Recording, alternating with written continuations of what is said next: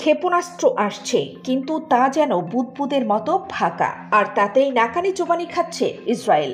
ইরানের ছুড়ে দেওয়া পটকা সদৃশ ভুয়া ক্ষেপণাস্ত্রে বিভ্রান্ত হয়ে যাচ্ছে ইসরায়েলের প্রতিরক্ষা ব্যবস্থা।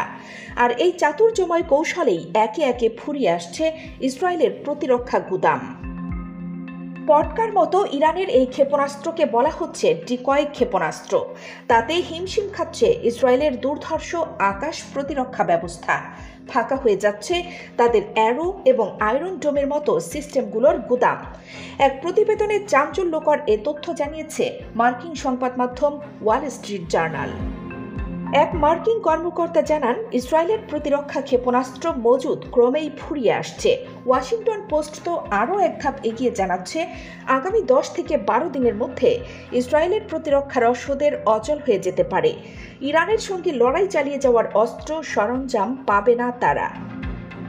এই বিপর্যয়ের পেছনে রয়েছে ইরানের চতুর মিসাইল ডিকয় কৌশল। যুদ্ধের ময়দানে এটি পরিচিত পটকা ফাঁদ নামে। এর মূল কাজ শত্রুর প্রতিরক্ষা ব্যবস্থাকে ভুয়া লক্ষ্যবস্তু দিয়ে বিভ্রান্ত করা।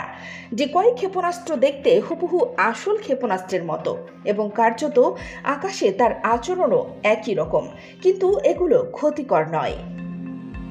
যখন ইরান একসঙ্গে প্রকৃত ক্ষেপণাস্ত্রের পাশাপাশি ডিকয় বা পটকা নিক্ষেপ করে, তখন ইসরায়েলের আয়রন ডোম সেগুলোকেও আসল হামলা ভেবে থামাতে প্রতিরক্ষা ক্ষেপণাস্ত্র ছোড়ে। এর ফলে ইসরায়েলের প্রতিরক্ষা শূন্য হয়ে পড়ে। আর তখনই ইরানের হাইপারসনিক ক্ষেপণাস্ত্র সঠিক লক্ষ্যবস্তুতে আঘাত করে।